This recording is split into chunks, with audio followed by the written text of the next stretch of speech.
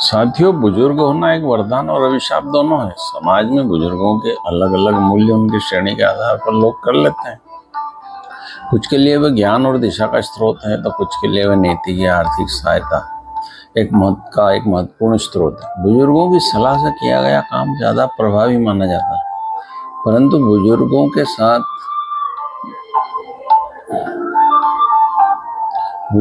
के साथ मानसिक और शारीरिक दोनों प्रकार का दुर्व्यवहार समाज में सामान्य है और इसकी रिपोर्ट सामाजिक डर से बाहर नहीं आ पाती है, क्योंकि सार्वजनिक प्रतिष्ठा खराब होती है। साथियों, वृद्धावस्था ज्ञान और अनुभव के भंडार का वादा करता है और भेदभाव और उपेक्षा का व्यवहार भी वहन करती है। हालांकि भेदभाव परिवार के तोड़ने के लिए एक विनाशकारी व्यवहार है और परिवारों में प्यार और स्नेह को दूर करता है। साथियों, विश्व बुजुर्ग जागरूकता दिवस हर वर्ष 15 जून को मनाया जाता है। इसका उद्देश्य जागरूकता, संरक्षण और सामाजिक नेटवर्क को बढ़ाना है।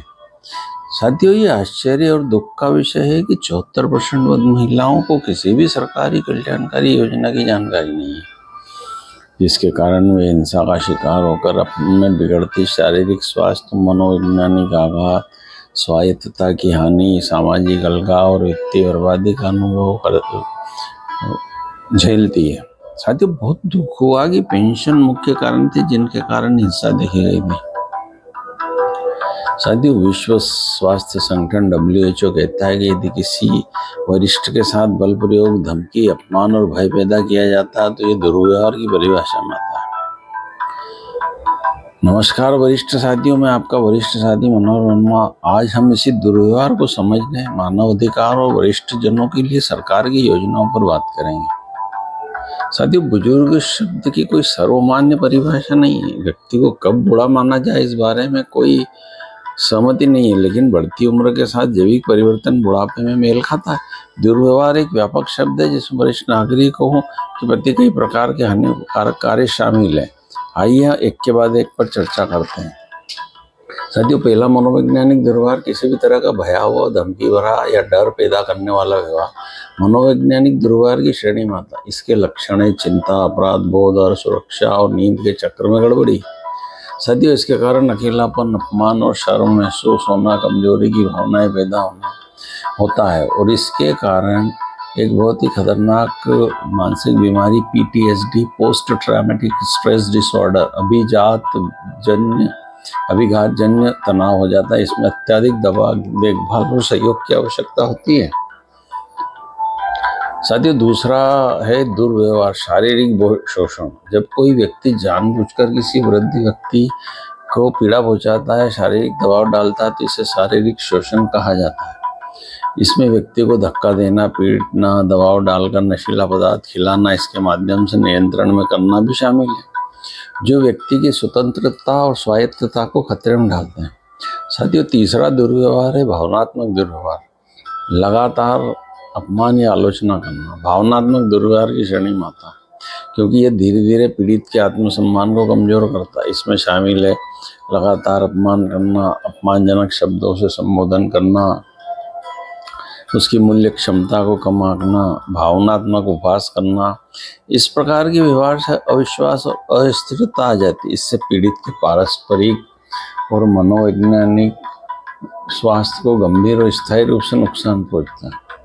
साथियों, चौथा दुर्व्यवहार या है कि वित्तीय दुरुपयोग, किसी वृद्ध की संपत्ति या वित्तीय संसाधनों का अनुचित या अवैध रूप से शोषण करना या भौतिक दुरुपयोग करना इसमें शामिल है। इसमें चोरी, धोखाधड़ी, बल प्रयोग या किसी व्यक्ति की संपत्ति या धन पर नियंत्रण पाने के लिए उसके साथ छेड़छाड़ आदि शामिल है।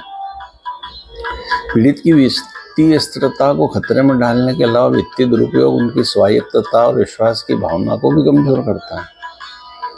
साथियों, पांचवा है यौन शोषण। पीड़ित के विरुद्ध किसी प्रकार का यौन उत्पीड़न, जैसे अवांछित यौन संबंध उत्पीड़न या हमला, इस श्रेणी में आ सकता है। आइए हम बुजुर्गों की जीवन स्थिति पर विचार करते हैं। साथियों, हेल्पएज इंडिया के शोध में 5014 बुजुर्गों की जीवन शैली का सर्वे किया गया, जिसमें महानगरीय क्षेत्रों में रहने वाले 1/4 लगभग 52% बुजुर्गों ने बेटों के द्वारा दुर्व्यवहार बताया। 34% बुजुर्गों ने बहुओं द्वारा दुर्व्यवहार बताया गया। और इस दुर्व्यवहार को 3 श्रेणी में रखा गया। पहला मौखिक दुर्व्यवहार था 49%, उपेक्षा 33%, अनादर या बेइज्जती 56%। एक विशेष बात देखी गई कि 80% और 80 उम्र के लोगों में दुर्व्यवहार आम था। राष्ट्रीय अपराध ब्यूरो के पास आंकड़ों के अनुसार राष्ट्रीय स्तर पर वरिष्ठ नागरिकों के खिलाफ अपराधों की दर 18.3% दर्ज की गई। 1115 बुजुर्गों की हत्या दर्ज हुई। इसमें महाराष्ट्र में 21.3%, उसके बाद मध्य प्रदेश, तमिलनाडु और आंध्र प्रदेश का स्थान था। साथियों, बुजुर्गों का मानव अधिकार गरिमापूर्ण, स्वतंत्र और सुरक्षित जीवन जीने का अधिकार है, जिसमें भेदभाव से मुक्ति, स्वास्थ्य, आवास, पर्याप्त जीवन स्तर, सामाजिक सुरक्षा और समाज में सक्रिय भागीदारी शामिल है। इसका अर्थ है कि उन्हें किसी भी उम्र या स्थिति के आधार पर प्रताड़ित, अपमानित या उपेक्षित नहीं किया जा सकता। बुजुर्गों के अधिकार के प्रमुख पहलू हैं भेदभाव से मुक्ति, शारीरिक और मानसिक सुरक्षा, स्वास्थ्य और आवास का अधिकार, सामाजिक और आर्थिक भागीदारी, पर्याप्त जीवन स्तर, स्वतंत्रता और गरिमा। आइए अब अंत में भारत सरकार द्वारा वरिष्ठ नागरिकों के लिए दी जा रही योजनाओं की बात करते हैं। इसमें शामिल है पेंशन के लिए वरिष्ठ नागरिक बचत योजना। यह 60 वर्ष से अधिक आयु के व्यक्तियों के लिए एक सेवानिवृत्ति लाभ कार्यक्रम है जो बचत पर अच्छा ब्याज देता है। दूसरी है अटल पेंशन योजना। 60 वर्ष की आयु के बाद ग्राहकों को एक निश्चित पेंशन 1000 से 5000 तक प्रतिमाह प्रदान करती है।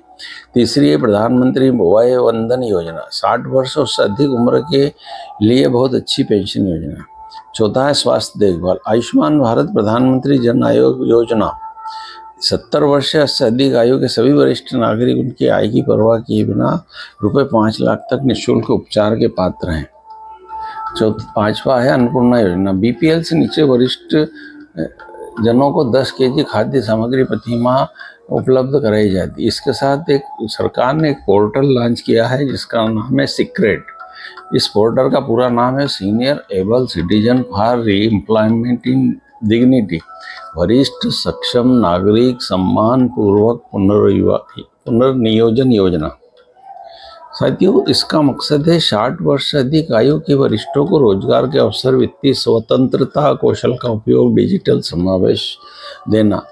तो साथियों, अब तक आपने समझ लिया होगा कि हमारे क्या क्या अधिकार हैं, हमारे साथ किस टाइप का दुर्व्यवहार होता है, किस तरह का मानसिक प्रताड़ना दी जाती है।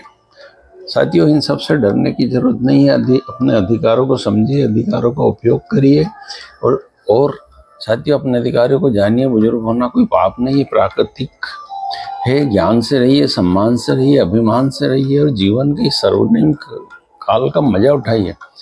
साथियों, एक और अच्छी खबर आपको बता दूं कि एक सर्वे में बताया गया है कि आने वाले 5 सालों में हमारे देश में वरिष्ठ जनों की संख्या प्रतिशत बढ़कर 23% हो जाएगा, जो कि हमारे लिए एक सुखद और अच्छा संयोग है। साथियों, ये जानकारी आपको अच्छी लगी हो तो इसको लाइक ज़रूर करना, ताकि मैं अपने वरिष्ठ साथियों के लिए और अच्छी जानकारी ला सकूं। साथियों, अंत में धन्यवाद और इस वीडियो को लाइक करना, और अगर आपका कोई सुझाव हो तो कृपया कमेंट्स में ज़रूर लिखिए।